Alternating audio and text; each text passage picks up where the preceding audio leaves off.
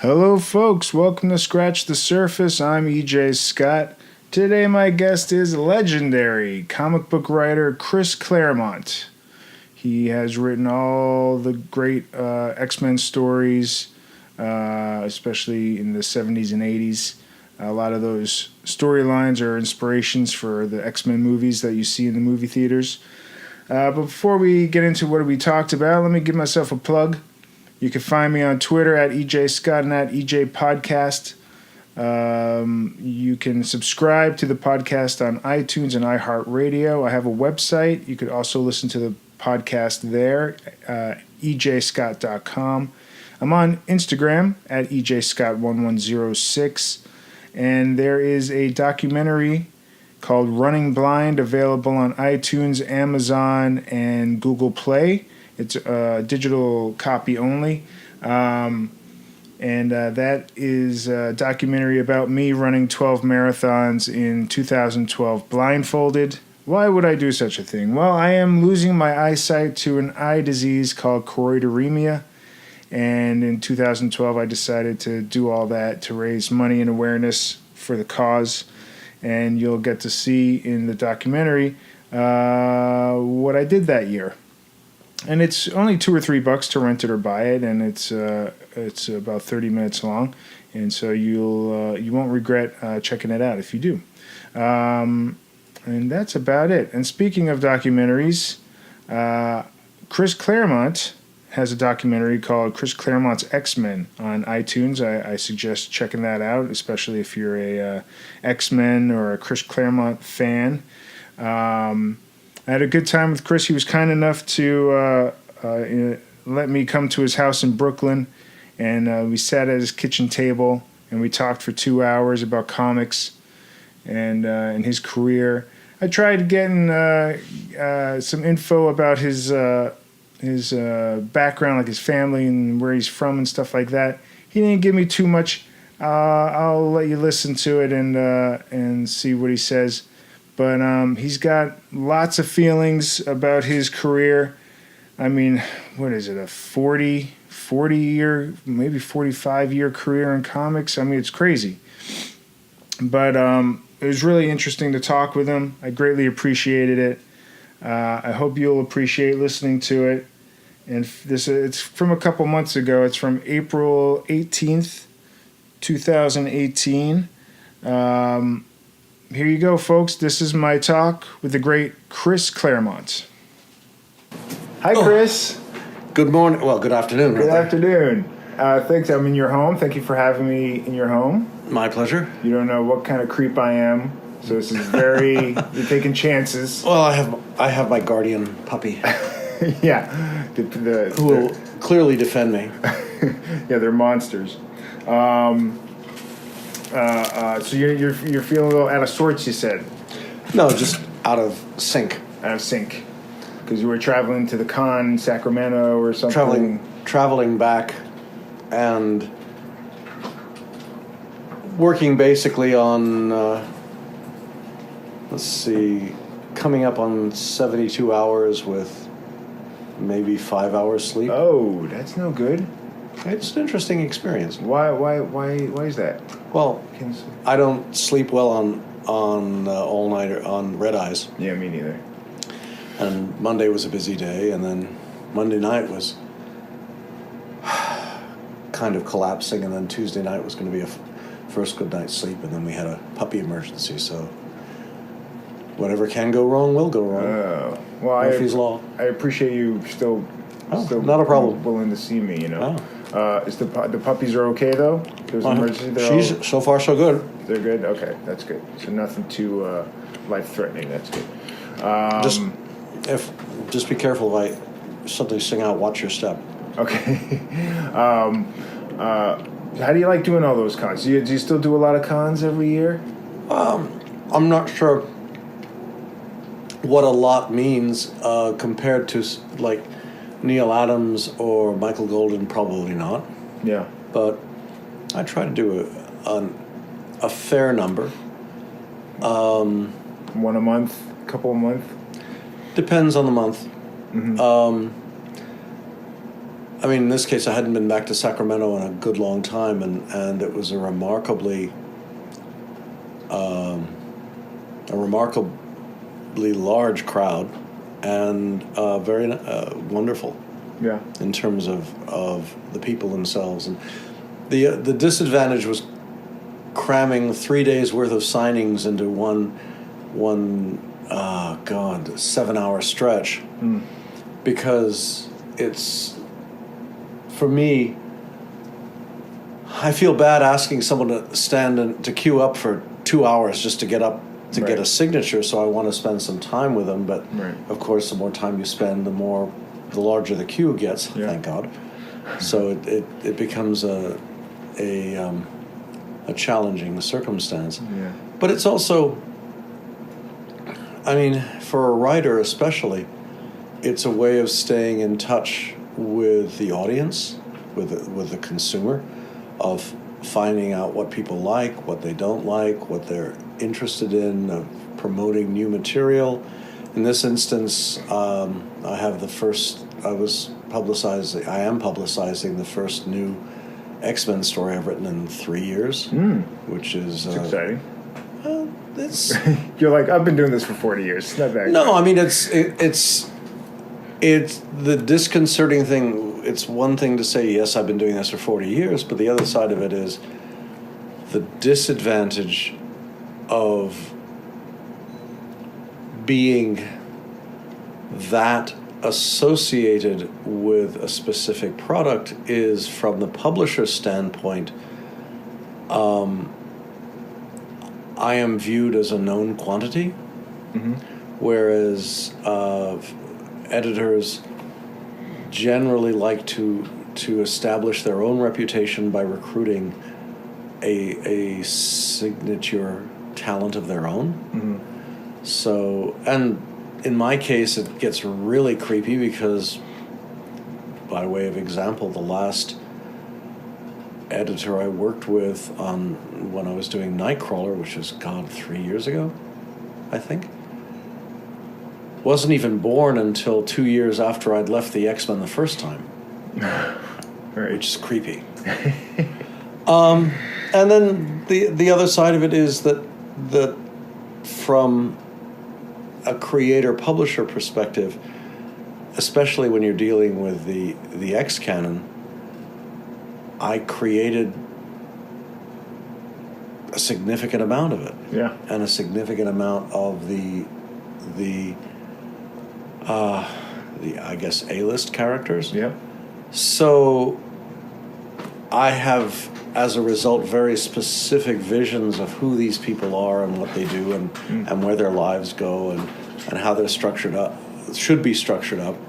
And that can fly headlong into a totally different editorial / managerial perspective on the part of the young'uns who are running Marvel today. So it's easier in some cases, I suspect, to just ignore the eminence grieve in the room. Right. So it's been 40 years, and you wrote a large chunk of it and created a bunch of them. And a bunch of writers have written X-Men by now, in the last few decades. Yeah. Do you recognize that sometimes these different writers take these characters on different paths and change them in certain ways, and have their... I have no choice. I have to recognize it. Yeah. Simply because it's part of the continuity now. Yeah. I tried retconning one of those back in the 90s. And what do you mean? Which one?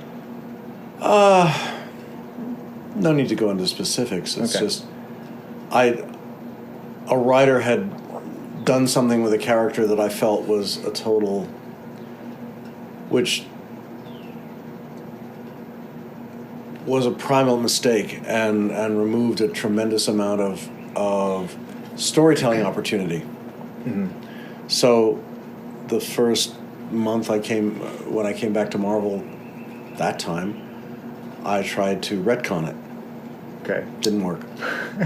Because the fans of those stories who felt I was being I had no right to do that.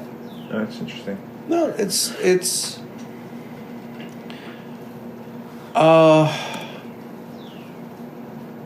whether one likes it or not, time moves on. And I mean, I was vehemently opposed to Grant Morrison's decision to make the X-Men public back in the aughts. Because I thought it took away one of the signature aspects of the series that made it unique compared to the Avengers, the Defenders, etc. Mutants were creepy. Mutants were the outliers. And with New X-Men, Grant's wanted to change the paradigm, wanted to make the school public, wanted to make mutants a significant... I mean, my view of it was always that we're talking about maybe 100 people within a global population of, in those days, 4 billion. And Grant wanted to make it a viable percentage. So suddenly we had potentially hundreds of thousands of mutants scattered all over the world with communities of mutants, sections of New York City that were mutant strongholds or mutant places, refuges. And the school, as a result, became a much larger and more populous institution.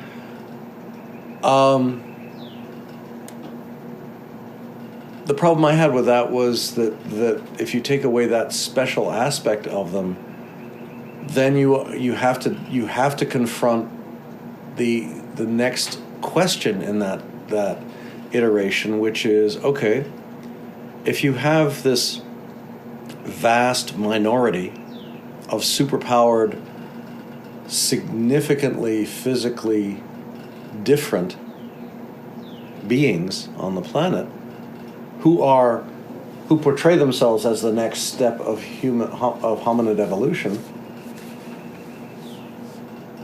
what does that say about everybody else? Are we in the Cro-Magnon Neanderthal balance? Are we now the Neanderthals? Are we on a path to extinction, or not? And the subtext, I guess, with the Cassandra Nova story was that we were on a path to extinction, but then that tends to muck up everything else. Yeah. It becomes a zero-sum game. It's, in a way, it's what I have the impression was attempted with the Terrigen mists in humans. Everybody was infected by the Terrigen mists except mutants who were sterilized by it. Which, oops. But apparently that's been retconned. What makes... Are you connected to X-Men? Like, you don't have to write X-Men anymore. But do you find yourself drawn back? Like, if you get the offer to write something, do you go, I have to do it? Well, the problem is every departmental editor has their own stable of talent that they like to work with.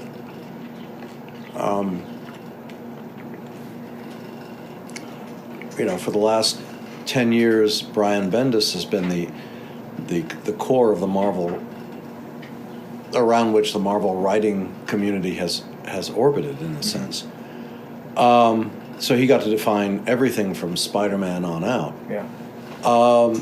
But now he's gone. See you later. Yeah, but what they're looking for, I assume, is the next bright, shiny, young talent who can be the new Bendis. Brian Bendis. Yeah. They don't. It's I suspect it's a practical matter by that. I'm associated with basically two series, the X-Men and the FF. I mean, when I came back in '98 as editorial director, the one stipulation I made was I didn't want to go anywhere near the X-Men. I'd left. I was done as of '91. I didn't want to go back because why? Other people had been writing it for the last 6 years. I didn't want to step on their toes. Right. But at the same time, I disagreed fundamentally with so many decisions that had been made in passing, creatively, that they weren't right to me. So better to ignore it and focus on something that I had no investment in, but I had a great respect for, and knowing I'd never be better than Stan, I could have fun, which is what I did for about 2 years, and then got bounced back to the X-Men. Very much the epitome of Michael Corleone's line in Godfather 3, just when I thought I was out, they pulled me back in. So much for Pacino. Yeah. Well, why did you? Just because they offered X-Men to you and you just took it, or No, I was a boss. Oh, you were the boss. No, I was a boss. And Bob, his thought was, I would write Uncanny, Scott Lobdell would write X-Men, and then Scott bailed, and suddenly he needed someone he could trust to write the whole thing, so I took over. I revamped it, started the run. I wasn't altogether happy with it because we were trying it with a 6-month gap, and I was trying to throw things in that would make the readers kind of go, what the heck's going on here? Mm-hmm. So the first issue of X-Men reveals that Nightcrawler is a postulant priest. It's like, what? Where'd that come from? At the same time, the X-Men are on the Starcore satellite doing NASA stuff. Though the interesting weirdness in that was Lionel Yu did a marvelous job penciling, and the editor was suddenly saying, but no one's in costume. Yeah, they're all in pressure suits, but when they take off the pressure suits, can't they be wearing their costumes underneath it? And I'm going, why? It's not like it's they're not molded to them or something. Well, no, it's not like they're not unrecognizable. You're right. And then, but we're halfway through the book, and no one's in costume, and for me that wasn't a problem. But the editor has the final word. But then 6 months later, the bankruptcy settled, and Ike took over, and with Ike came Joe, and Joe had a different vision of the book, and so I was out, and this is when Grant came in. And again, we had the whole... Bendis, too. He hired Bendis. Yeah, but he hired Bendis for Spider-Man. Yeah. Brian was Spider-Man for most of the aughts, and then he moved over to X-Men. Right. But the thing with New X-Men was, while I was, and this in a way, this is the paradigm I use when I'm talking to my students when I was teaching, and also to fans, is much as I thought Grant was making a fatal mistake for the series, it was so good I couldn't not read it. And the one thing that he did, which I will always respect and admire him for, is every other writer who takes over X-Men ends up going back to my tropes and, well, I have to write a Phoenix story. I have to write a this story. I have to write a that story. And what Grant said was, bugger that. I'll create my own mythology. And he did. you read New X-Men and it has nothing whatsoever other than the school itself to do with anything that's come before in the X-Men. But the characters and the conflicts were so rich and so exciting that everyone wanted to play with them, including me. It's just that's for me as at the time as a boss. That was he was doing, or as a former boss, but by then he was doing the right thing. So while I can disagree with him on a creative level, on a fan level, as a creator, I give him top marks for what that's worth. Have you ever thought of going independent? Oh, often. Yeah. I've done it. It's just the disadvantage with going independent is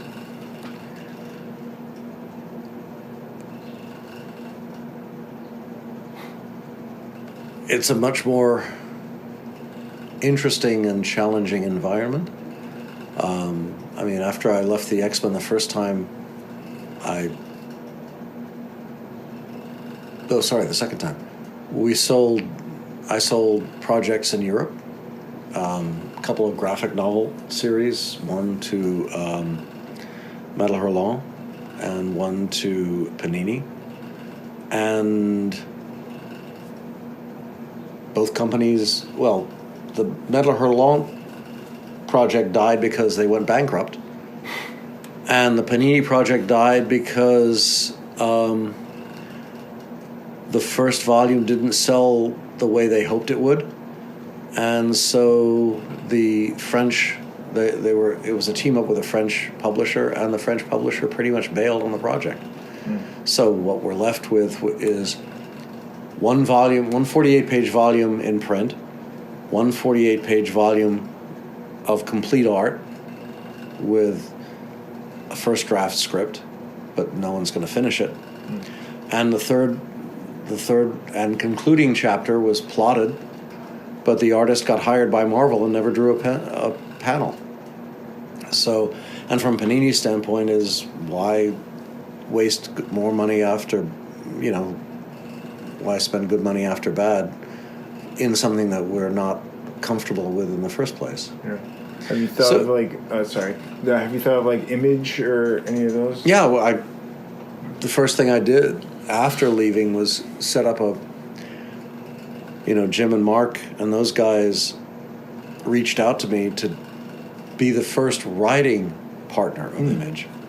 So we set up, this is where I did a 4-part series in Wildcats, followed by a 3-parter in Cyberforce, introducing my concept, Huntsman.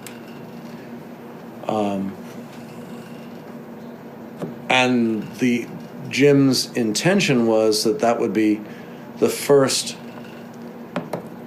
Image series derived from a writer's concept as opposed to an artist's concept. And he wanted me to do it with Whilce Portacio. And then Whilce decided he had his own concept he wanted to play with, and Wetworks. Yeah. And that's it just, it was more comfortable for them, and but that was a long time ago, right? Back in the 90s. Yeah. Different now, right? No? If you had like an idea for something original, you go to Image. I'm sure you have. Well, the other problem is that the publishing world has fundamentally changed.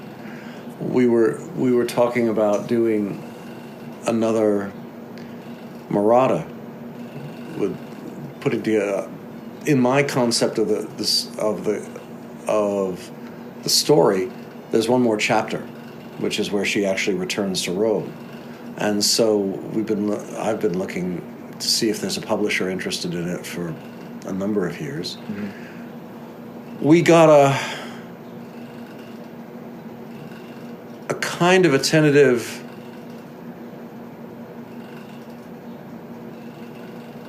sense of interest from Titan, But then the flip side of that coin is to do Murata the way that John Bolton and I want to do her, or I envision it. You've got to have a publisher who's willing to pony up $100,000. That so John can literally afford to take the year it'll take him to draw the thing, Right. and I mean, here's another paradigm. Back in the '90s, a book publisher. Sorry. No, go ahead. A book publisher came to me with a 3-book deal, graphic novels, 140 pages, which the way I was thinking of it would be I'd do a 100-page graphic novel and then like a 40-page prose piece that was illustrated, for which they were offering about $90,000 a volume. Okay. So the way in my mind that we were splitting it up would be 30 for me, 60 for the artist. That would give the artist, the writer, inker, would split $500 a page, Right. which I figured was not bad. Yeah. Okay. And the art money would cover the coloring, and the script money would cover the lettering. I'd pay for the letterer, they'd pay for the colorist, or do it themselves. And I figure that's at least a place to start. And it would go. This is a mainstream fiction house.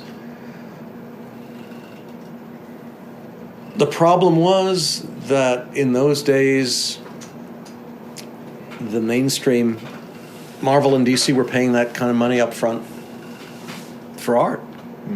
So it's like, why spend a year drawing a graphic novel that may or may not sell when I could, when you can draw covers and issues for Marvel or DC and make the same money and have a more guaranteed return. Right.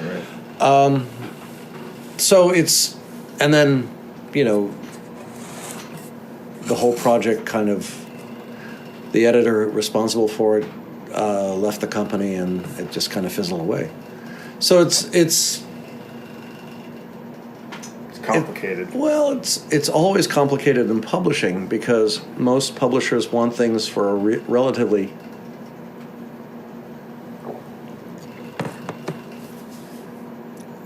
sane amount of money from their perspective, which means as little as possible. Right. Little risk, right? Well, it's the if one is a publisher, the brutal reality is when you're doing comics, you're pitching concept and asking the publisher to invest in you so you can produce the work. It's not like you walk in with 100 pages of finished art and say, you what? Which Barry Smith did to Jim Shooter with The Origin of Wolverine. He walked in with 48 pages drawn on spec, and Shooter bought it in a split second. Wow. Well, you don't turn down 48 pages of Barry Smith for anyone. Which, even if it tends to piss everybody off, or at least piss me off. And that became like Marvel Comics Presents? Was that what that was? Oh, God. That sprinkled in those stories? No. It became it was the origin of Logan. I mean, it became a miniseries. Oh, that one. Okay. Yeah. Oh, okay. This is the Weapon X Right. saga. For me, I hated it because my vision of the character was that he was the ultimate mystery. For me, what was fun about Logan was his reality is present and future. Past is done. He doesn't care. And there are hints of where he is or where he's been. The 6-part series, the Kitty Wolverine series that we did, gave you a sense of his past. But I wanted him to be a constant mystery. You know, that you never really knew where he was or who he came from, where he came from, who he was, what made him tick. Because from his perspective, that doesn't matter. What he is as he is, deal with it. But again,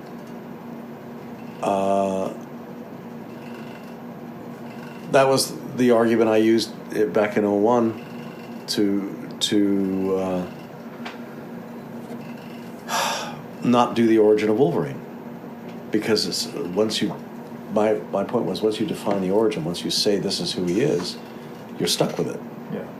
On the other hand, the counter argument, which Joe embraced, was that it's going to make a piss pot of money. Everyone will buy it. And that's kind of what was important then. Because, totally. You know, Not bankruptcy. then and now. Well, then and now too. But I mean, you know, they, like you said, they were bankrupt, and Ike bought it, right? Yeah. And then the idea was to not lose any more properties and. Well, get I don't people think they to would have. I just think it's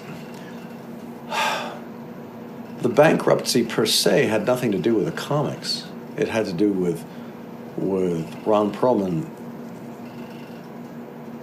just throwing money at, just trying to hog all the market, buying all the playing card market, buying all of the toy market, buying all of the this market, and flooding it to overflowing.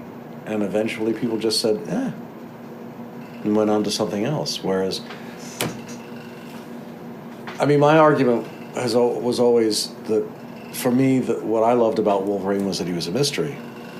Whereas a retailer was telling me he wanted every Wolverine story he could get because he could just shove it down his reader's throat like foie gras down, down a goose. Because he saw it in terms of immediate return on his investment. Right.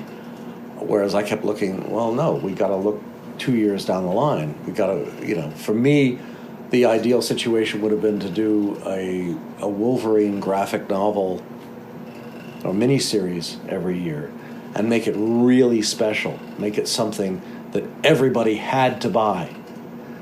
My fear was that if you gave him his own series, if you just flooded the market, if he guest starred in every book, if he was suddenly the epitome of popularism, sooner or later everybody would get bored. That was always my take. You sooner or later you burn out the bright shiny object. And I didn't want to do that. I was looking, rightly or wrongly, my sense was always, this is a long game, not a short game. And we can do little things that will spike the book on a short basis. But my sort of defining vision at that point was, I wanted to sell 10% better next year than this year, and 10% the year after. When we got the sales score on X-Men 1, and I think, whoa, 7.9 out of 8.3, that's wow. Yeah, But it's still the biggest selling book ever, right? That X-Men so far, so good. I think, Yep. right? Yeah. It's amazing. But my point was, great. Todd McFarlane sold millions for Spider-Man. Rick Leonard, Liefeld sold millions for X-Force. Yeah. Jim and I sold millions for X-Men. First issues, quote unquote, are easy. Yeah. My wish at that point, my ambition, conceptualizing the concept, was I wanted to find a way so that when we came into X-Men 12 a year later, we were still either at or within spitting distance of seven figures. Mm-hmm. If we could suddenly translate that huge bump into steady readership, that would be a game changer. That would be cool. But you got the boot I got the boot right off the bat. 3 issues in or something. No, actually, I got the boot with the first issue. The story I ended up coming up with for issue 1 turned out to take 3 issues. Okay. Because for me, it was like, if you're going to do this story, do it right. Don't fart around with it, and that takes a little time. And the X-Men, oddly enough, could afford it. Do you look back at the stuff that you had problems with and you wish had gone different? Do you look back all these years later and go, oh, that worked out pretty well in that case? Or in that case, my idea was better still, or any of that stuff? Well, the problem was, bluntly, that Marvel was coming up to an awkward realization, and this is me being solipsistic, I suppose, that by the time we got to the late 80s, rolling into the 90s, I'd been on this book for 16 years, and I was quite happy to stick around. I had stories to tell. I was having fun still. I was working with great artists.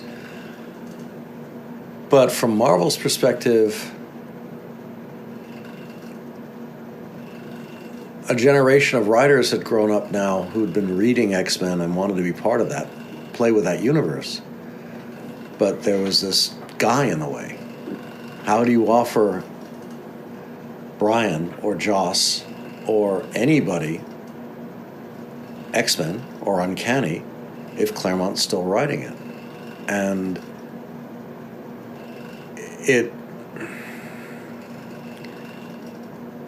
the longer I stuck around, the harder it would get. So I think it was a symmetry of events. Jim wanted to do certain things on the book.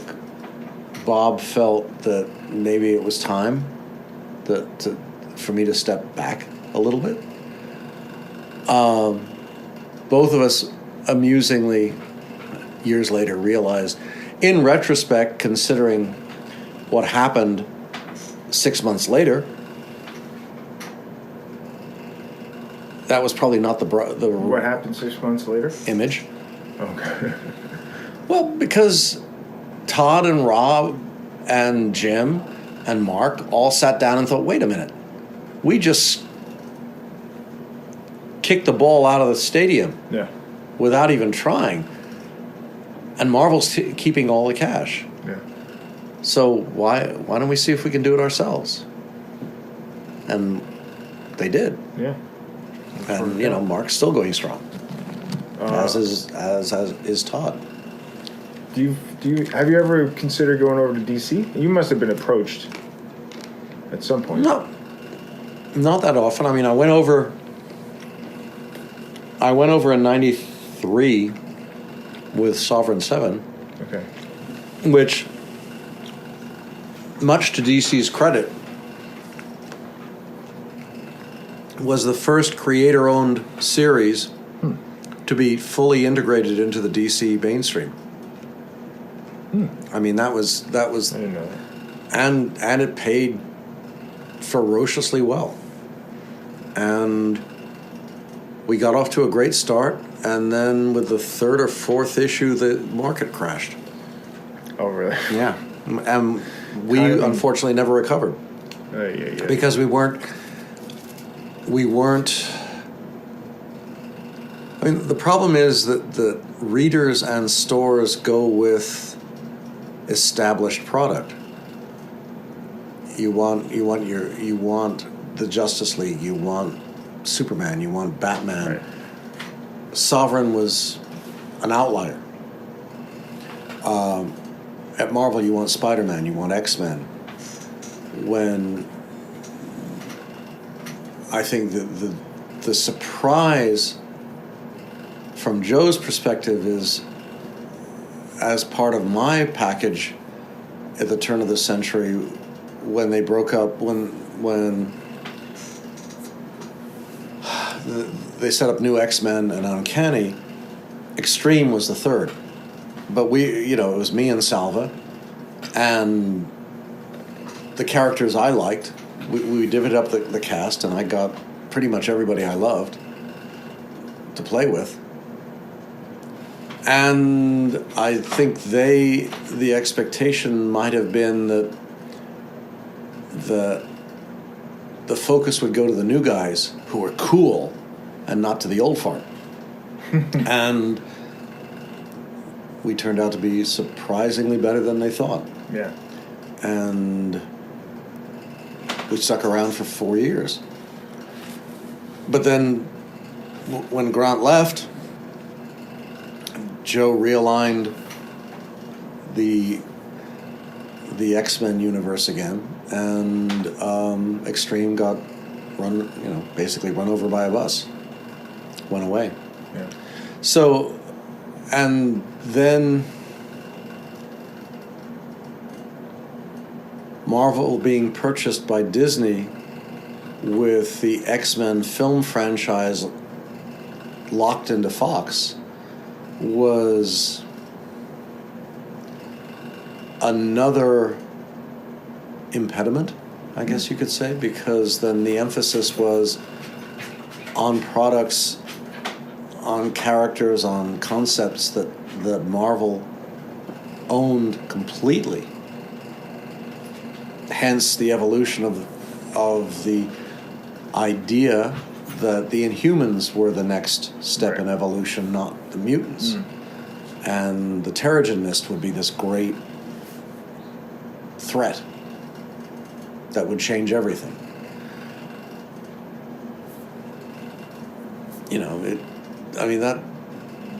We were talking about this, oddly enough, at the convention over the weekend. And one of the ironies was with the Inhumans TV show, they introduce Medusa, and she has her hair in the first scene or the first episode, and then the next episode I believe she's bald. Yeah, they cut it. And I'm thinking, well, that's because it was too expensive to animate her hair. Too complicated. Well, but then the thought was, well, that they missed a bet, because that would be a cool visual cinematic way of getting around that challenge, because yes, you have this tall, striking, for want of a better term, Anglo equivalent of the Dora Milaje, who are very cool, in large part because they're tall, powerful black women who are all bald, which looks great. But it's suddenly, if you had Medusa in the same context, that she's very tall, very striking, bald, the hair only appears when she uses it. So you just do it as CGI. Right. And you don't have to worry about, that's just a matter of choreographing bodies flying through the air and objects twisting around, and then you just weave in the animation of the hair, which conveniently vanishes when she's done, which actually makes her more of a super character than before. But wasn't my department, wasn't my question to answer. Do you look at the X-Men as like your children? Do you consider that, like, do you have a special love for them? I think every writer has a regrettable love for characters that he or she creates. The frustration is that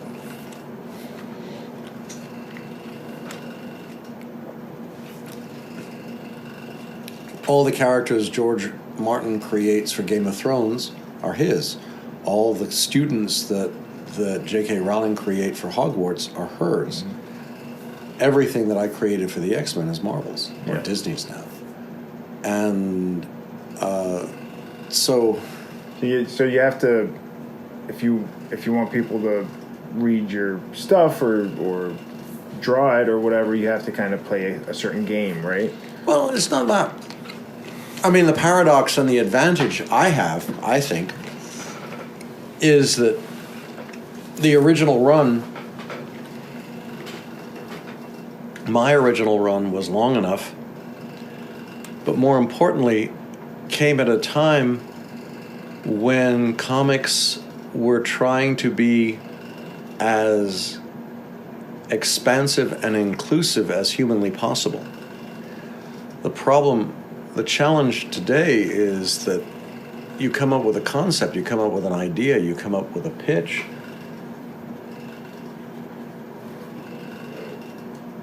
Unless it can be presented as part of a larger group event, the sales possibilities are negligible. You know, I mean, it's hard for me to argue with decisions to cancel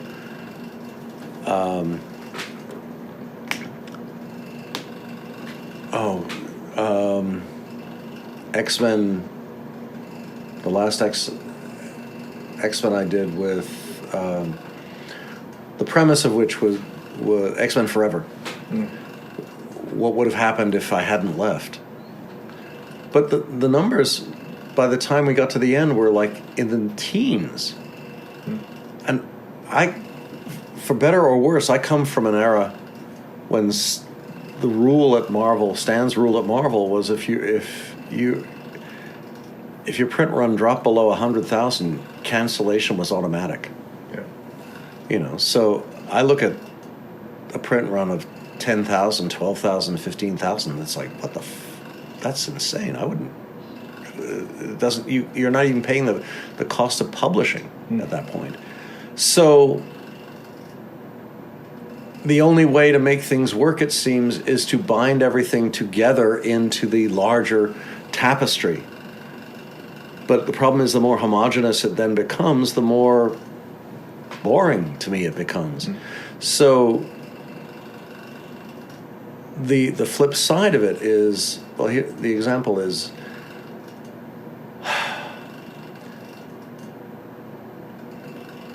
the X event of the spring is Kitty marrying Colossus, which, yes, was set up by me back in the day, just as a throwaway in Days of Future Past, establishing that Kitty and Colossus were married.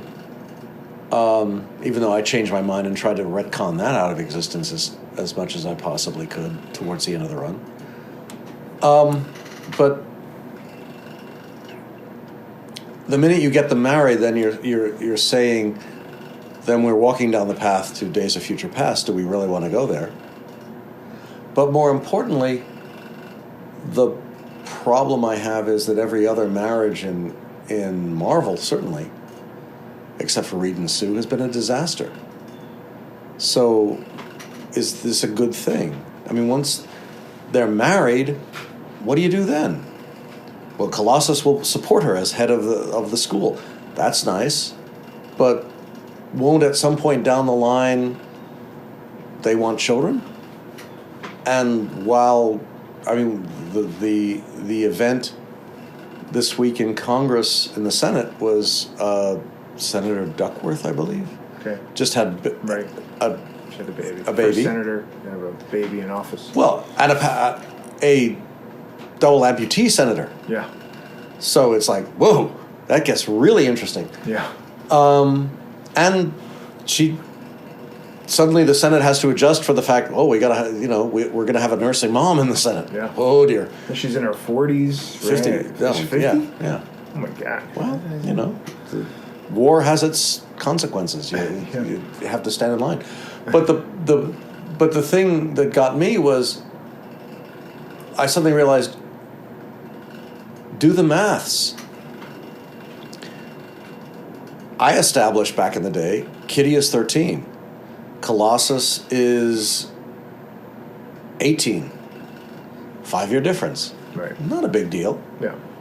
Except Kitty is now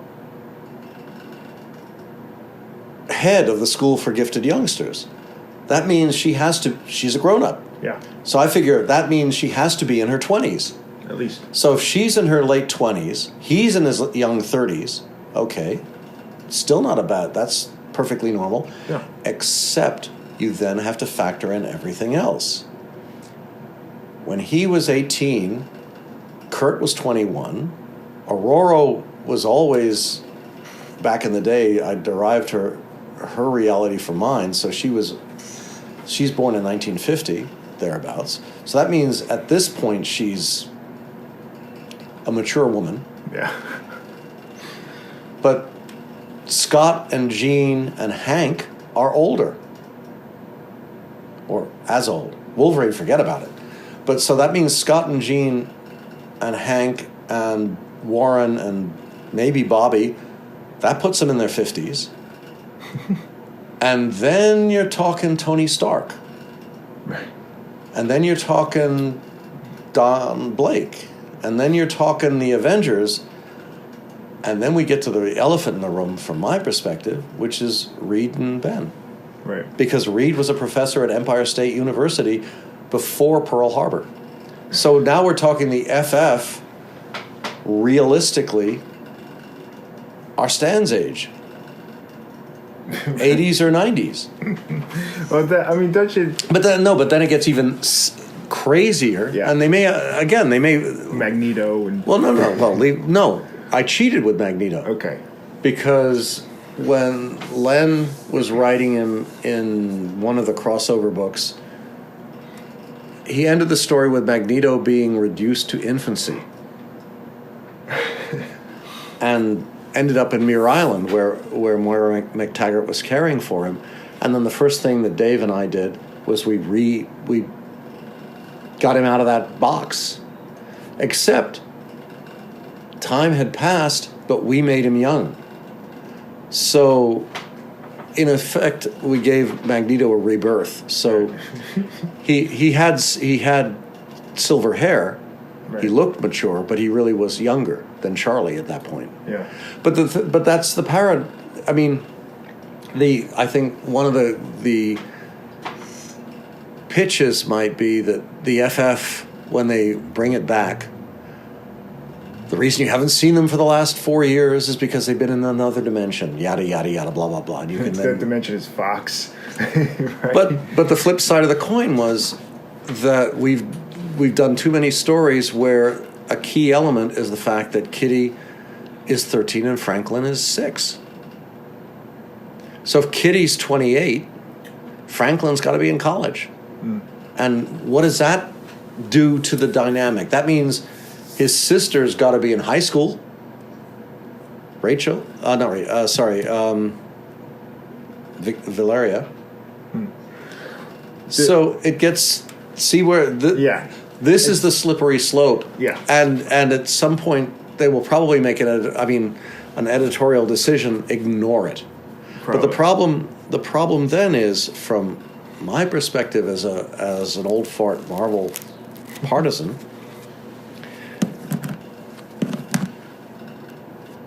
ignoring reality was always DC's gig. You know, I mean, the interesting question I have is, it's an absolutely spectacularly lovely cover of Batman kissing Catwoman. And she has a much better wedding dress than Kitty, which I find annoying as a partisan. Right. But then I have to wonder, what does their marriage license say? Because that's a legal document. Right. Does it say Batman and Catwoman? Yeah, probably. No, or does it say Bruce Wayne and Selina Kyle? Right. Selina Kyle doesn't have a secret identity. Mm-hmm. Everyone knows, all the baddies know who she is. Right. So if Selina Kyle's married to Bruce Wayne... What does that mean? Who's Batman? Yeah. How long is it going to take Luthor to figure that one out? Much less the Joker. And what's the deal with Clark Kent? And he has glasses on. He's Clark Kent. He takes them off. He's Superman. But see, that's a willing suspension of disbelief. Yeah. But Batman functions in the real... No, but see... But this is my pet peeve with Batsuit. The Batsuit? Batman Superman. Oh, the second one. Okay, yeah. because it opens with Superman's fight with Zod in Metropolis. And here comes Bruce Wayne roaring in to save his people. Mm-hmm. So this is. I was sitting there kind of going, they've missed a bet. They've missed a silly bet, and they even mention it or come up with it in Justice League, where you have Ben Affleck kind of saying, I've been doing this for 20 years. It hurts, Yeah. And Alfred's going, blah, blah, blah, blah. And I'm thinking, oh fuck, you guys have missed it. It's right there in front of you.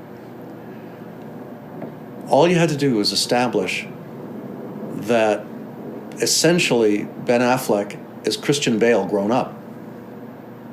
It's 20 years later. Right. He faded away from Gotham, then he came back. Right. Wait, but didn't Batman blow up? Yeah, right. That never works. He healed from all the wounds that he suffered in, fighting the Joker and such. Right. Because remember, he had to get himself back into shape when he was going up against Talia. So you think they should have kept it? Well, kind of but here, yeah. this is the reason why. Okay. So, but why is he rushing to Gotham, to Metropolis, so frantically? It's not to save a bank, an outlying arm of Wayne Enterprises. He's not an idiot. Catwoman and the family live in Metropolis, which is safe, not Gotham, which is dangerous. Right. He's protecting Gotham. His family is safe in Metropolis. So we establish that the people in the tower that is about to be knocked over are Catwoman and the kids. And that's... So the building comes down and he emerges from the chaos, and there's the poor guy who's paralyzed or amputated, the guy who blows up later in the film. But for all the audience knows, Catwoman and the kids, or Selina and the kids, died in that explosion. That, to me anyway, gives Bruce a primal, immediately embraceable reason for hating the living daylights out of Superman. That's why he sets in motion the events of the rest of the film. And then, of course, the punchline at the end is that Catwoman doesn't die that easy. Right. She saved the kids. She saved herself. It's revealed in the last scene. He's doing this because he doesn't want it to happen again. He doesn't want it, for me, it would be a way of defining the conflict. Superman's fighting to save Martha. He's fighting to save Lois. Well, Bruce is doing the same thing. I mean, the thing that, again, going back to Man of Steel, it just... Look, there's Kevin Costner. Yes, in among the cars. The tornado is coming. Clark steps forward. Costner says, "No, stay back." And all I could think of was like, dude, you're Superman. Yeah. All you have to do, and this is just a fucking tornado. All you have to do is something basic like, achoo! Yeah. Disrupt the airflow.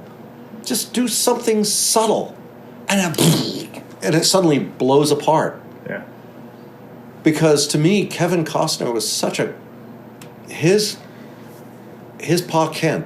I mean, he and Diane Lane were such a good mix together. Yeah, I agree. That rather than have him come in as a ghost in Batsuit, to have him around, and then maybe 2 films down the way,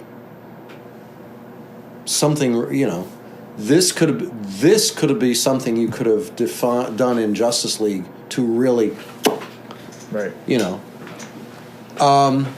you look at yourself as a purist? What do you mean? you want, like, for instance, like the X-Men. Like, you expect them to be their paths go a certain way, and if somebody takes their paths a different way, then you don't like that. Maybe No, because I know what my paths are. What pisses me is that I can't. What I get frustrated at is not being able to tell the stories that I want to tell. On the other hand, as with Grant, if he can come up with something that makes me go, I think this is a fundamentally wrong idea, but boy, I have to see what happens next. Right. That's what the game is all about. I mean, if you don't like Sean Connery, here comes Timothy Dalton or something. Timothy Dalton. You know, on the other hand, you end up with Daniel Craig. Yeah. Not a bad thing. Yeah.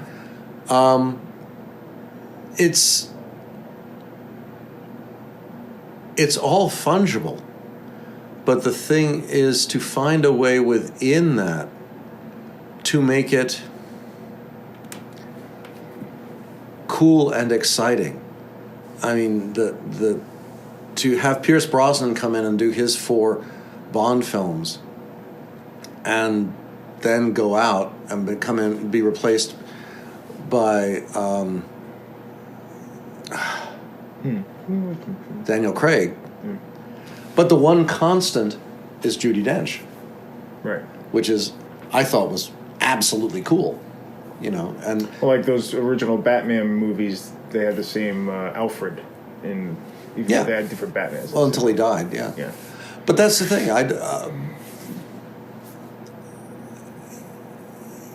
You know, it's you find points of connection.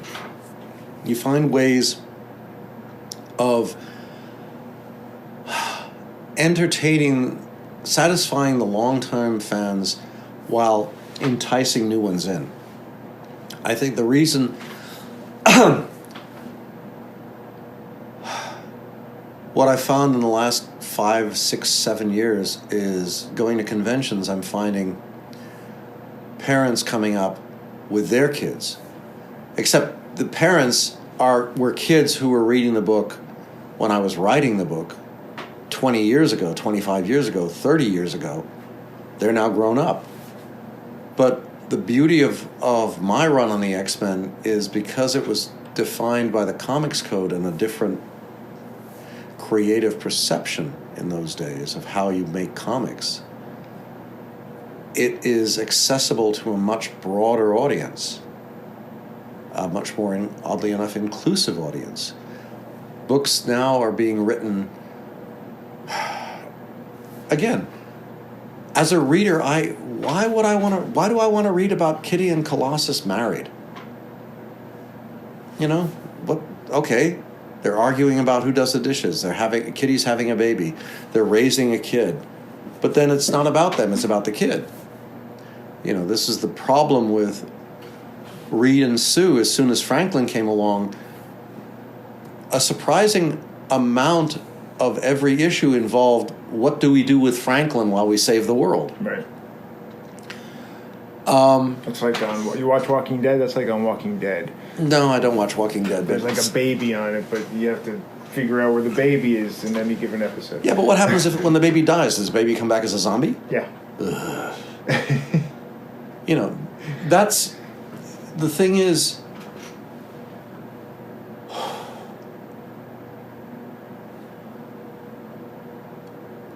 you can't age out the characters for the same reason you can't kill them off, because they're marketable. And they're a known marketable quantity. The corporation will never allow you to not use them. But the older they get, the more distance they become from any potential audience. And the more distance, the less interesting. You know, in film, on television, you're stuck with that. I mean, there's no way you can get around the fact that every time you watch NCIS, you realize that Mark Harmon's been playing this role for 16, going on 17 years. And he looks great, but you know, at some point you're suddenly going to have a 70-year-old Gibbs. Mm-hmm. What does that mean? At some point, Ducky may not want to do it anymore, so you have to start introducing new characters. That's not an option in comics because nobody ages, except that when we start aging them, it's always complicated. Because be consistent. Case in point, I've created for X-Men, for Marvel, in my career, something north of 250 characters, of which at least a couple of dozen, if not 3 dozen, are A-list. Very few of them appear because there's just aren't enough books, there isn't enough room. They're all lying fallow out in the back, you know. What do you think? Who would you like to see more up front? That's not. Well, that's for me to know and okay. Marvel to wonder about. But, okay. The point is that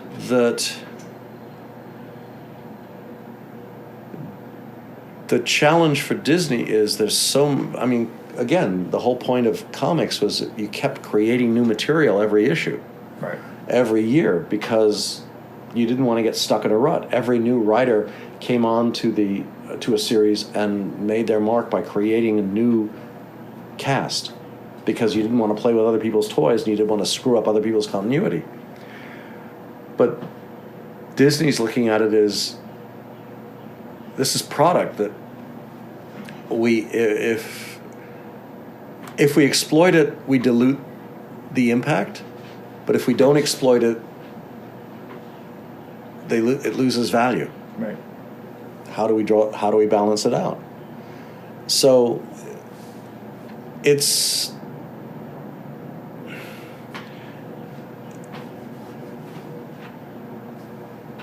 much the same challenge that I suspect Lucasfilm is now running into, or Disney is running into with Star Wars.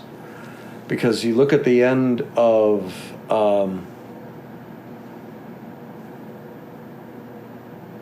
eight, I guess it's 8, where the last one. Yeah. where you suddenly have all these little kids on the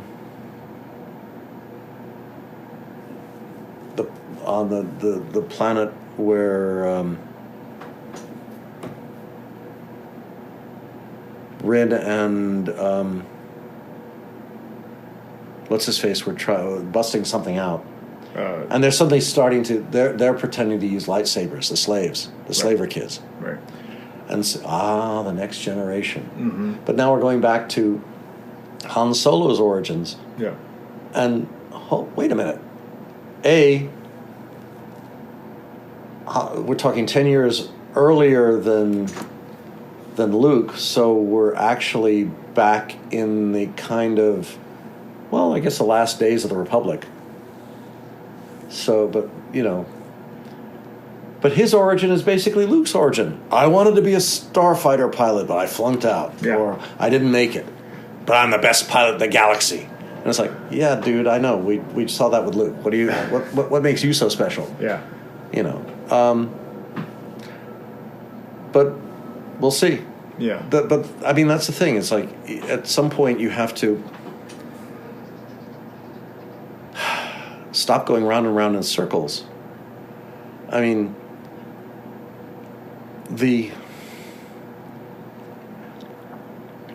years ago, we were at a convention and this guy was saying he wanted to do Star Trek stories built around the guys in the engine room, not the guys on the bridge, mm-hmm. or the people in the engine room, and the other ships in Starfleet. And we were listening to him and saying, dude, this is great stuff. Why do you want to do it in Roddenberry's universe? Just change the names and make it your universe and have fun. He said, no, he wanted to get, it was Star Trek that excited him. Yeah.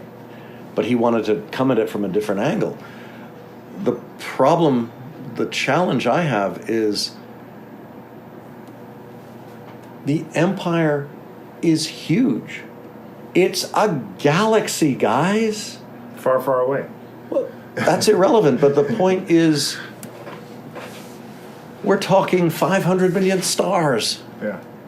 Leaving aside the fact that the Death Star seems, everybody happened. Look, we can see Alderaan going, well,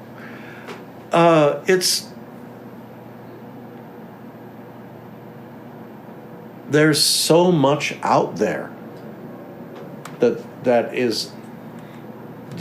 can be played with, but the more you play with it, the more you bring it into the panoply, the more the corporation has to deal with it, and it makes their head hurt. I mean, the joy of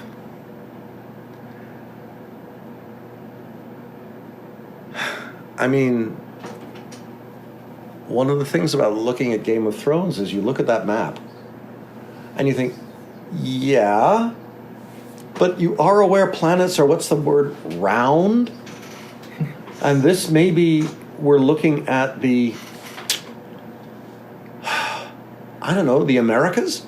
Right. Is there a Eurasia on the other side that is different?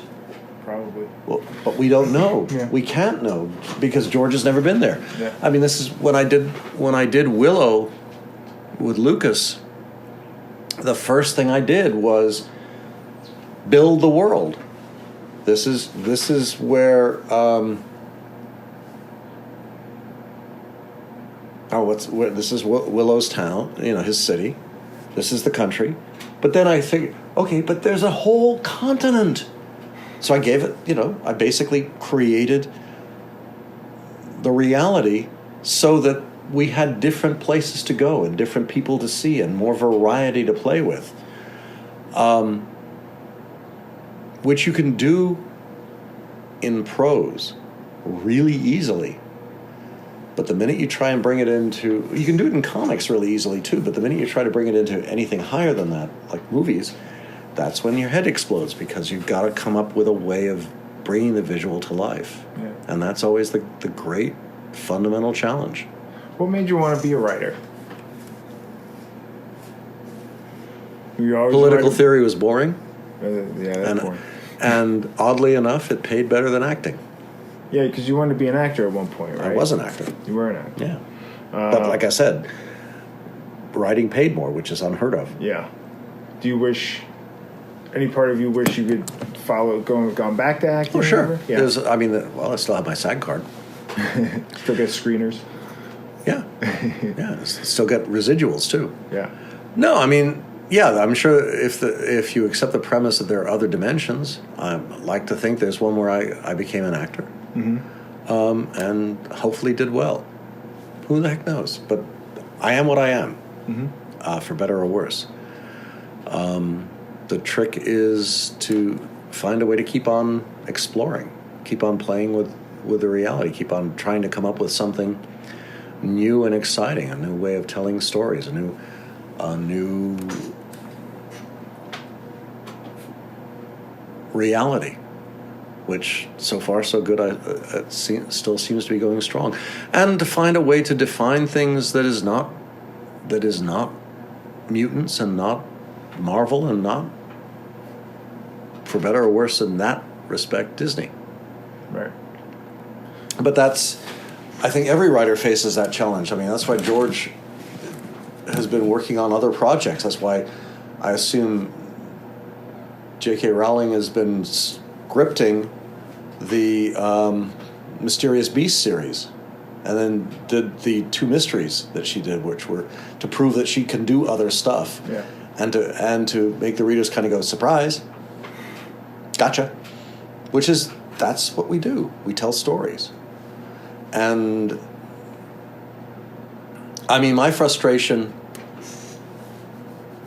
is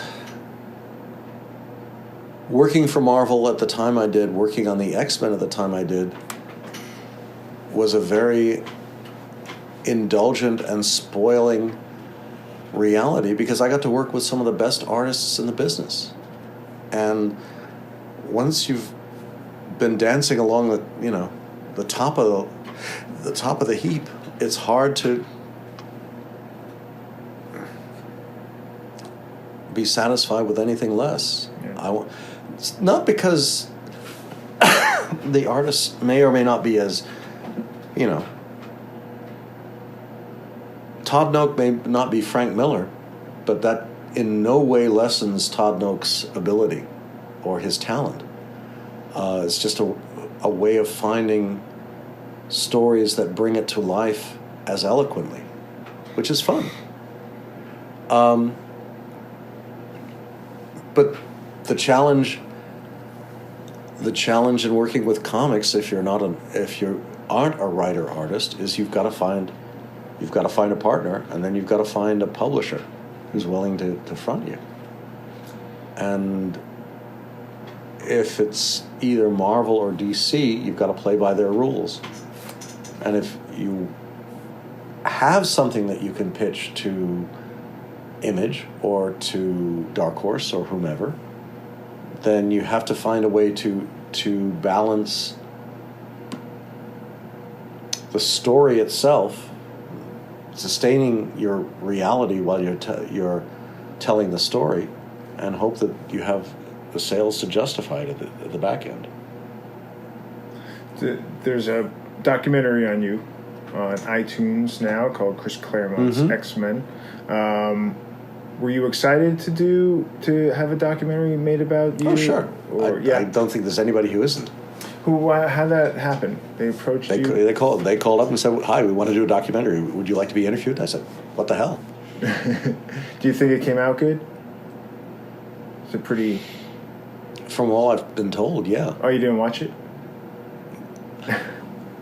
This is not a reflection on the documentary or the guys, but Right. The last thing I like to look at is me talking. It's boring as hell. Even if I'm talking to Ann Nesenti and Louise Simonson, which is a pleasure. Yeah. No, I mean, it was a lot of fun. Yeah. But I'm solipsistic enough to want to spend, if I'm going to spend 2 hours looking at something, I want it to be a piece of paper with me building a new world. Because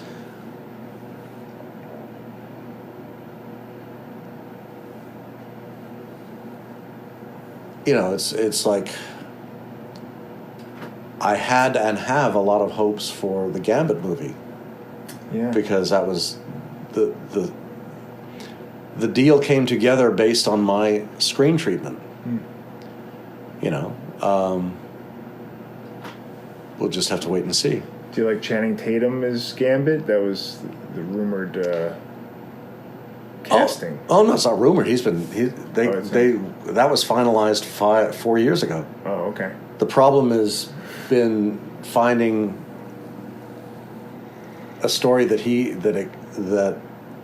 is appropriate to him, and a director that's appropriate to him, and what I gather, he's just gone front page in a couple of the weekly tabloids for some shenanigan or other. I have no idea. Well, I think he's getting divorced or something. Yeah, God. But yeah, it's like everything else. It's wanting to do something and pulling it all together is not as easy as it looks. Yeah. I mean, it seems easy to me. But again, that's you have to understand. It's like all I had to do back in the day was call Dave Cockrum and say, "I got this great idea." What? 2 giant star fleets battling it out in front of a binary star system. Blah blah blah blah blah. And 3 days later, I had the double spread. Well, maybe a week later. But that, when you're doing a comic, that's all it takes is the writer talks to the artist puts pencil to paper, and whammo, we're there. Whereas if I were, sitting in a room trying to get, Lucasfilm, or, trying to get Industrial Light and Magic, or a host of Chinese or Korean programmers online to do that, we're talking like, what, $5, $10, $12 million and 6 months of hard work. the wonderful throwaway about comics is you can do anything you want, just with the right pencil and the right description. Whereas to put it in movie reality, it takes a lot more time, a lot more effort, a lot more money. The trick is to try and find a way to synergize the two. Yeah. You're from England originally. Yes. Right? Your parents are English, I assume? Or Last were? I looked. Are they still alive? No. Yeah. Well, my mother is. Your mother is? Where is she? Here in the States.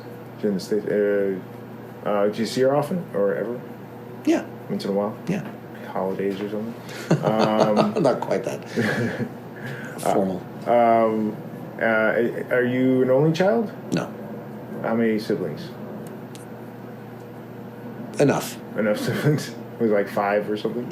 Big family? It's a family. Okay. You don't like those specifics? Being English, I'm a strong believer in privacy. Okay. I was looking for your origin story. Kidnapped by pirates as a youth and cast to the other side of the pond to be raised in this barbarous madhouse of a country. How can you say how old you were when you moved here? I was a kid. Just vague. Well, my mother had spent 10 years working with feral kids. She graduated from London School of Economics and was working as she was in the RAF during the war, on a radar station on the South Coast, or as I end up telling it in conventions, arranging the welcome wagon for tourists from across the channel, who would come over on a daily basis, and she would call the locals to rise up and give them a proper English greeting over the South Coast. Basically, Luftwaffe would fly over, she'd send the word to the Spitfires, and they'd go up and get him. And I think she made sergeant 3 times and got busted 4. Busted? What do you mean? Lost her stripes. Oh, okay. It was a different era. Yeah. But so she was working with feral kids in East London. What do you mean? Just like troublemaking kids or something? No. London was bombed during the Blitz. Yeah. And these are kids whose they weren't evacuated, and their families were destroyed. So these are kids living on their own after the war. Oh, wow. So, without any kind of governance, any kind of parents, any kind of social fabric, feral kids. She must have had a kids. Big heart to care that much about these kids. Well, that's, that was the age. This is, but she did it for 5 or 6 years and burned out. Did she adopt any of those kids? No. It's just, this is social welfare. This is, But, so we came over to the States. So she was tired. I think she and my father were both tired of rationing. So we came here and started fresh. Was it a good move, do you think, in hindsight? There's nothing I can do about it. Were they happy that they moved here? Oh, the first thing, we thought it was temporary. Next thing we knew, my father had joined the U.S. Army to fast track his citizenship. We'd emigrated, much to my surprise anyway. Oh. And that was that. Were either of your parents creative artists? My grandmother was. Huh. What'd she do? Painted. She's a painter. Was she good? Not bad. Yeah? Do you have any of her pieces? No. Any writers in your family? Actors? No. In my family, they were all lawyers and doctors. I'm the exception that proves the rule. Are you the black sheep? Or something. The only, let's see, my great uncle was the first chairman of the board of Rolls-Royce. It was almost Rolls Claremont. Oh, really? Wow. But Royce was a more alliterative word. Right. He left all his money to a home for cats, ostensibly because his wife refused to butter his toast properly. He finally divorced her. That's nice, huh? I'm not sure "nice" is the word, but that's actually in the history of the Rolls-Royce Motor Corporation. Really? So, yeah. That's wild. I'm not. It all depends on one's perspective. Was your family supportive of your creative choices? To the day he died, my grandfather kept, every time I would go visit him, my mother's father, "But Christopher, when will you get a substantial job?" I don't know. Still looking. So, yeah, all these years later. Yeah, they don't really get, I mean, a lot of generations don't quite, they're more into the practicality of a job more than having fun or something more interesting. No question. I mean, the weird reality is I've been earning my living as a writer my entire life. Yeah. Professional life. Who'd have thought? Much less a successful writer. But, you know, who'd have thought? And you lived on I'm from Long Island. Where'd you stay in Long Island? Massapequa. Massapequa, yeah. I was in Dix Hills area. It's further east, Yeah. further west. Yeah, It's in the east. It's just over the border, right? In Nassau, western Nassau. It's close to the border. It's Yeah, like near Five Towns. Huntington. Yeah, near that. Yeah. How'd you like Long Island? How long were you there? Most of my life, in that sense. Oh, really? So did you move from Long Island to the city? Or Brooklyn, or rather? No, Long Island to the city. Long Island to the I lived city. in Manhattan for about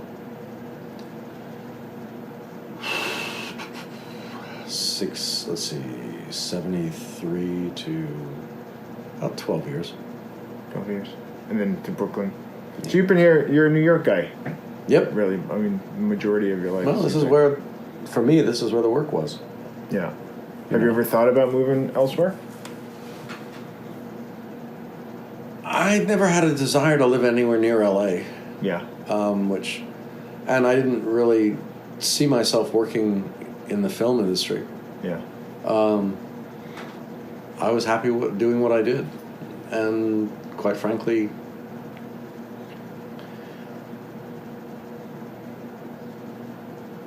you know, the weird thing is when one gets married and buys a house, the one thing one doesn't anticipate is getting fired 2 years later. Right. Which leaves, whoops. Or having kids like 3 years after that. Where'd you get fired from? Like, you mean Marvel. Marvel? Yeah.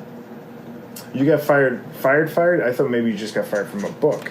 No, I got You fired. Fired. Oh, wow. Well, we came to a parting of the ways, which was basically fired. Unemployed. Oh, yeah. Anyways. That must have been pretty scary. What do you...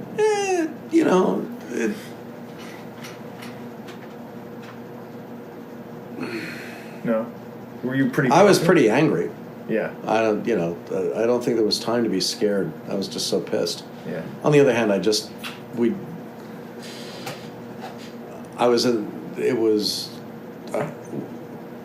just written the best-selling comic in modern American history, so Right. I was feeling also pretty arrogant. Yeah. Well, did you think, all right, well, I did that. I have the greatest selling comic, so I'm sure I can get work somewhere else. Yeah, and I did. Yeah. But you kept going back to Marvel. What kept bringing you back? No, they kept making me offers I didn't want to refuse. Yeah. I mean, you were mad at them, but you couldn't. You were like, well. Well, 5 years later, I was, I had kids, and like I said, I was coming back as management. I had a chance now to right or wrong. not right or no, build something better, which was the goal. I wanted to find, not the thing, to find a way to the difference, you have to understand, I was hired by Stan back when Stan was editor, when he was in the house. I learned my craft from some of the best visual storytellers in the business. I wanted to try and find a way to pass that on, to re-energize and reestablish and re-energize the visual and structural tropes that made me fall in love with this industry. But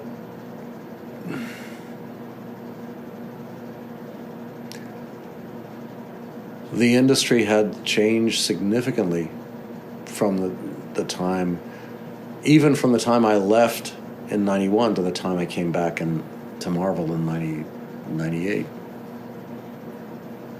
And that's the parameters were just, it's gone too far now. Yeah. Which is a shame. I think that it's missing a lot of potential opportunity. But not my $1 billion. Yeah. You've been right. Whoa, hello. There's a cat on the table. Mm-hmm. That surprised me. Oh, sorry, Bruce. As much as I love you, this is not the time. That was funny. So you've seen a lot of people come and go over the years, but you're still at it. Yeah. So to your credit, do you feel like you'll do this for the rest of your life? You think? If I drop dead right now, I'd say yes. Then yes. I don't know. Ask me in 10 years. Yeah. All right. Oh well. I'll come back. Yeah. I mean, that's... Who knows? Yeah. Yeah. You don't imagine. I have ambitions. I have desires. I have goals. That aren't comic book related? Not entirely, no. Yeah. Are your sons creative? In their own unique way. Yeah. Like hobbies. But do they make living in like writing? Oh, no, they're still in school. Oh, they're still in school. Okay. Yep. How old? Well, like high school or No, college? university. Okay. One's a historian, the other's an aircraft designer. Oh, that's interesting. We'll see. That's kind of artistic, designer. I'll let you know Ish. Okay. All right. as soon as he builds one. Are they in the different schools? Yeah. Yeah. Totally different schools. Yeah. Oh, yeah. Do you get to see them often, Yeah, or you miss of course. them? Yeah, because they're twins, so they left at the same time, I assume, right? They went to school Yep. at the same time. When did you have that empty house syndrome? Did you really or empty nest? Did you go, oh no, the house is so empty? No. It's not that big a house. Yeah.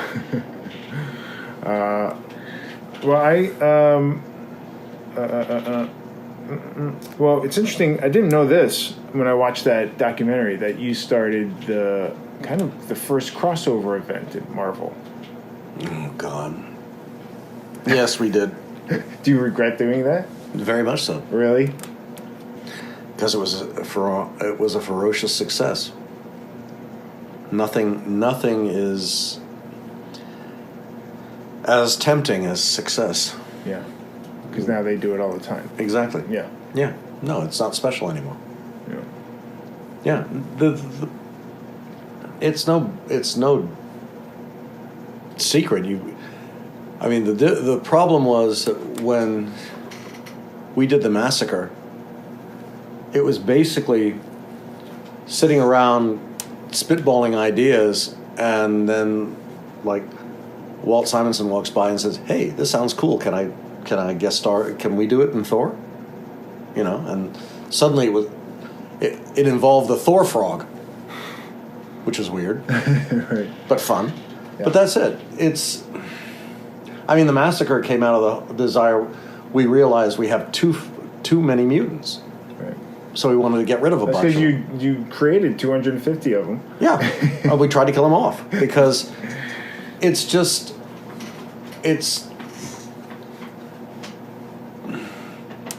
you lose track and you lose emphasis and the more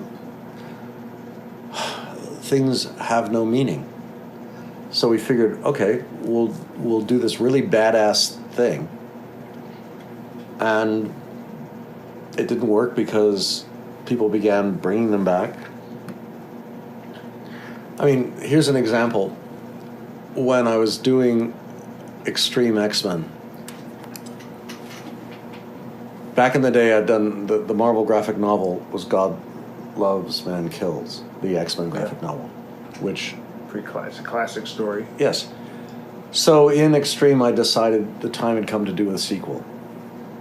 To close the circle around William Stryker, which is that his discovery in prison that he really was a man of God, and as a man of God, his actions in the graphic novel didn't balance out. So I did this 6-part story where he comes to that realization and grows up and moves on. Except that within 6 weeks of the last issue of that arc being where I give Stryker his happy ending, another writer wrote a story where he was back to being a psycho again. And that's where one just throws up one's hands in frustration. Yeah. I mean, it's...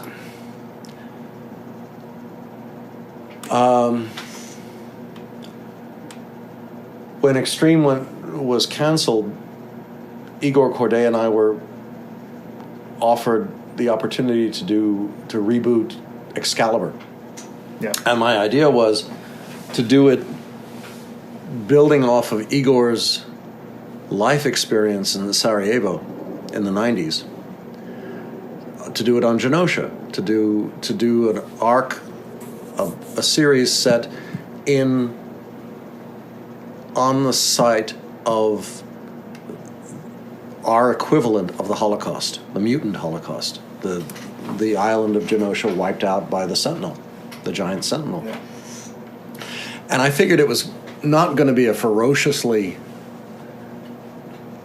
happy book and probably not a ferociously successful book, but I figured we'd get at least 12 issues out of it. And with Igor, we could visually give the readers a sense of the visceral reality that many other creators, through lack of personal experience, couldn't bring. And he did. And the thing about Igor is he's incredibly fast. So within 2 weeks, I had the better part of 2 issues of layouts and a couple of really gorgeous full pencils and an inked page as well. It was wonderful. It was not classic American comics because he didn't know how to draw what we would consider pretty faces. His were very European and very... The character. brutish. Yeah. But to me, it was absolutely wonderful because the body language, the storytelling, that it got me in the gut. So I thought it was wonderful. I mean, this is the arcs he and I did in Extreme in Valley Salada, the California town where mutants and humans used to live together happily. He did those beautifully. But for some reason, it was not what Marvel wanted, and they removed him from the project. So it it lost that sense of immediacy and verisimilitude that I was hoping for.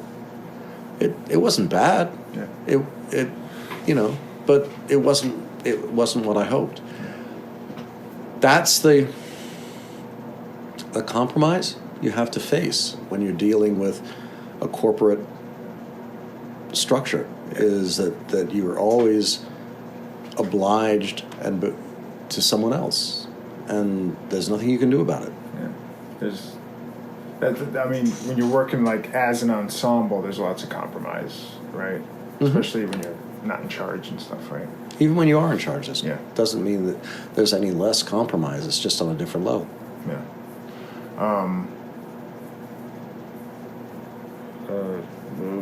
What did I say? I'm gonna say something. Hold on.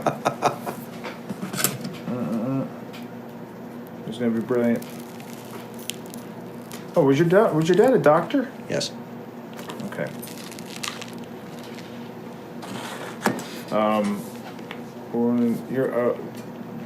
You're 67 ish, not 8. 67, 8. Yep. Okay. Is that painful? Well, I don't know.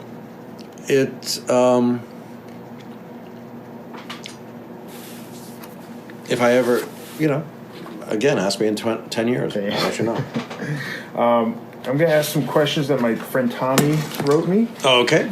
He was supposed to interview you at a con in Florida or something recently, and something didn't work out. So I asked him. I think we missed it because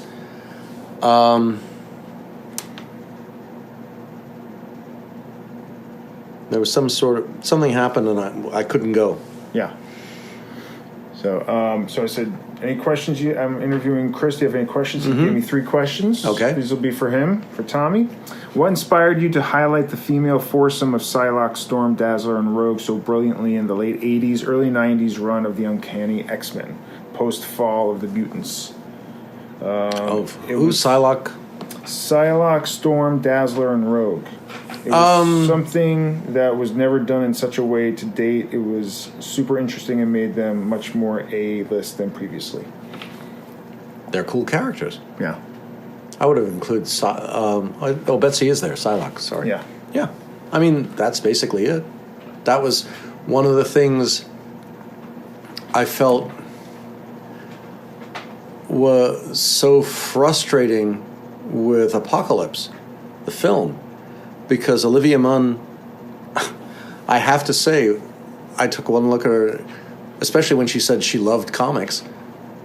She was the perfect person to play Psylocke. And absolutely nothing to do with the movie. Oh, yeah. I mean, Like she was just thrown in there, you mean? Everybody was just, it's just... That movie was a disappointment on so many levels, but I think the one that really pissed me off was that she not only ended up... I mean, they even came up with a reasonable movie version of her costume. Right. And I was so... not quite heartbroken, but I had such hopes. Yeah. Because... when you have an actress or when you have anyone who's interested, sounds interested and excited about playing a character that you've created, and then they don't have the chance to do cool stuff, and apparently remained an unreconciled villain right to the end, it's like, oh, for goodness sakes. Tisk tisk. But for me, I figure from the very beginning, nobody else was doing interesting women characters. Why couldn't I? Yeah. And quite frankly, a third of the X-Men's readership were women. Yeah. Well, and gays and everything else. Yeah. Because we were... I was entirely mercenary about it. I wanted everybody to read this book. and I figured the only way to do that was to give them characters that excited them and made them want to come back and see what happened next. Yeah, well, it was a good idea, and you know, amazing how many people don't pay any attention to that idea. I mean, a lot of men, especially back then, probably just don't even. They just think of keep writing white guys. You know, there were lots of white guy characters. So you thought to add some versatility into it. Well,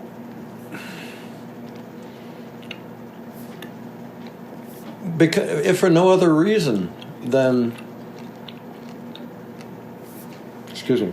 Yep. I mean, again, when I was writing that iteration of Excalibur set in on Genosha, I figured this is the time to start introducing African themes, African heroes, African villains. If for nothing else, no other reason to give me a chance to read about the continent and the cultures and find out what I could steal. Like every other Englishman ever invented. No, it's... My attitude always was, you know, as far as I was concerned, the rest of Marvel could happily remain ensconced on Manhattan Island. Or, heck, you could have the whole North American continent. I don't mind. I'll take the other 5. And we'll share Antarctica. But there's so much cool stuff in the world that we haven't even touched on in terms of inspiration or character tropes or personality that well, I figure, great, that's more for me to play with if I can, you know, find the right artists, the right characters, the right stories, the right publishing opportunity. Well, you're still writing. You're Yeah. still writing for Marvel. There's an opportunity to work some of that in there, no? No, I haven't, you know, I'm still employed by Marvel. Writing for Marvel is a whole different ballgame. Yeah. You killed off Jean Grey, Yeah, I tried that. right? Didn't work. It didn't quite work. Jim Shooter brought her back for, what was it, X Factor. Mm-hmm. But you were not happy about that. No. In hindsight, do you wish she was still dead? Yes. Okay. Because A, death is a part of life. Mm-hmm. B, resurrecting her not only said fuck you to everybody who was heartbroken by her death, Yeah. it also destroyed Scott irrevocably as a character. Because there is no way you can walk out on your wife and newborn child and claim to be a hero, claim to be anything honorable or decent about it as a person. I mean, it just doesn't work. Yeah. And it was utterly unnecessary. I felt. Yeah. It was just other writers basically disagreeing with what had been done and saying, well, we've got a way to fix it. And the problem is that the minute you establish that dynamic, then nothing has any meaning. Now, when I was writing Nightcrawler 4 years ago, the premise of the series is the X-Men just went up to heaven and rescued Nightcrawler and brought him back from heaven. Okay. Now he's back on Earth. He's in his own series, learning about life again. 6 issues into the series, Wolverine gets killed. And it's like, what the So everyone does a memorial issue for Wolverine. So I'm doing a memorial issue. So I had this brilliant idea. I thought. Nightcrawler goes around the mansion collecting friends And they go up on top of the peak overlooking Breakstone Lake, light a fire, and start telling Wolverine stories. And I was going to do like 4 or 5 three-page vignette stories of Wolverine that no one had ever seen before. Yeah, Basically, cool. me filling out his history as I saw it. And the subtext was, as the stories are being told, the hope would be that the reader would suddenly suspect and realize each of the storytellers has one unique thing in common. They've all died and been resurrected. Colossus, Betsy, Kitty, going down the list. And then at the end of the story, I think Betsy was going to say, okay, how long before Wolverine comes back? We all did. And then Nightcrawler would have the final answer, which is you don't want to go there. Why not? You came back. We went up and got you. Yes, you did. But think about it. Think about what you're saying. Where is Logan now? He's in heaven, right? Who's in heaven with him? Everybody looks at each other. And it's like, and then suddenly, oh, yes. The redhead. Jean's there. Which one of you idiots is going to go up there and say, Wolverine, you're in heaven with the woman you love. Happily ever after. Come back to Earth. And they would all go, we'll leave him alone. Yeah. To me, that would, that would have been fun. Yeah. So it was rejected. Yeah. Because they didn't want to, they just wanted a retelling of Wolverine's life, and, right. They didn't want to mess up any apple carts. But to me, I mean, I was just actually doing this in the story I wrote as part of Kitty's pre-wedding anxiety. She's looking at she has a wall on which are pictures of all the X-Men who've died and been resurrected. Because when you're an X-Men, apparently you can't die. And then she has a picture of her first deep, real love as a woman, not as a kid, who was this young man she met in 1936 who died in World War II. And her heart, she lost him. And that was it. And her point was, real people die. Superheroes go on forever, apparently. Which is, I guess, my comment on the whole thing. Which I think is a mistake, but there you go.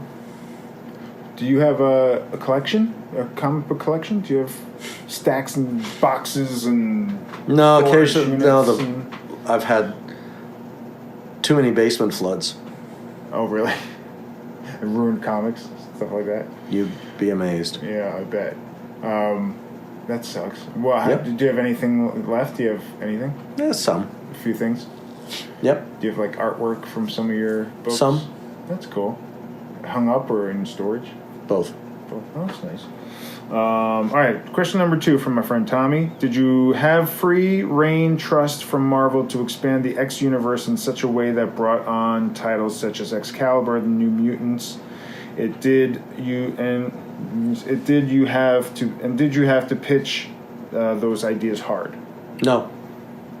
Yes, I did. No, I didn't. Okay. Basically, back then it was a license to print money. The trick was to not overdo it. But Excalibur was easy. New Mutants was easy. Wolverine was ridiculous. Yeah. Yeah. Would you ever want to run like a comic book company? Would you ever open your own comic book company, like a Boom or something like that, Dynamite? I don't know. Would that interest you? You'd think about it, maybe? Always think about it. Yeah. Consider it. His third question, which X characters did you like writing for the most? Pick one, I'll say yes. all of them. Yeah, pretty much. Because they're your babies. I think, it's like asking Stan, which was better, the FF or Spider-Man? Spider-Man. Thor or Doctor Strange? Thor. No, from Stan's perspective. I know, I'm just joking. No, it's hard to choose. Are you better with ensemble, writing for ensembles? Do you feel like depends on the character. Because did you ever consider or want to dive into Avengers? I've done it. But not like X-Men. No, I already had the X-Men. It's easy to get stratified or categorized at Marvel. With Marvel, my group was the X-Men. Okay, I see. The group I wanted to play with, I got a chance to play with, was FF. Okay. The thing with Avengers is it's not really a group because every core character in it had their own series. Mm-hmm. So you're always playing. I mean, we had the same argument back in the day when Len was writing the Hulk, but Steve Ditko was writing, Steve Gerber was writing the Hulk in Defenders. Each of them felt they were the defining writer for that character. But, Len felt, I'm writing Hulk. Therefore, I'm the one who defines who he is. And Gerber was saying, no. So that's why writing something like Avengers is always frustrating, because then you end up wanting to focus on the characters that you can actually control, which would invariably be just Hawkeye or maybe the Black Widow. Mm. It's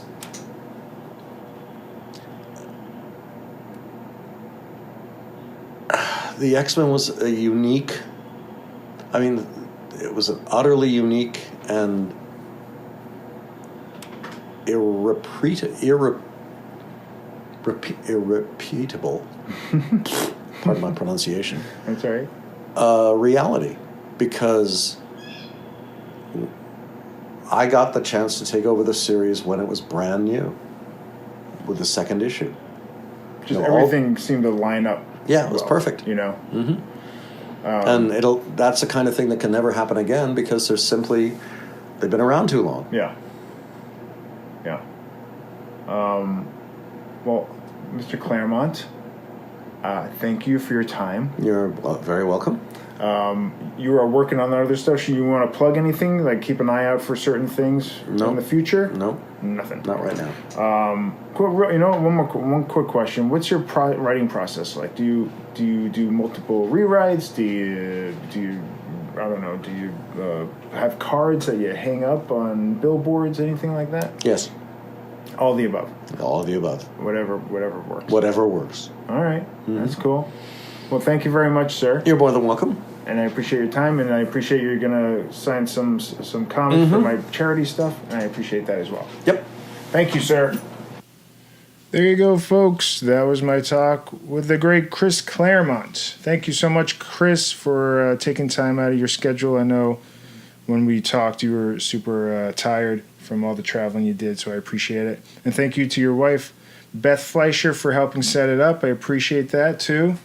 And there you go, folks. So check out his documentary. Check out his comics. He's got thousands of comics you can read that he's written. And one more time for my plugs. Check me out on Twitter at EJ Scott and at EJ Podcast. Website, ejscott.com. Instagram, ejscott1106. The Running Blind documentary on iTunes, Google Play, and Amazon. And you can go to curechm.org to learn more about choroideremia. That's the eye disease that I have, and you can donate there if you like. I always have auctions going on. Signed items. You heard Chris was going to sign a bunch of stuff, which he has, and I haven't sold any of it yet. So follow me on the social medias, and when I start selling that stuff, you will know. That's about it for now. Go subscribe to my podcast on iTunes and iHeartRadio, and I will see you next time. Thanks.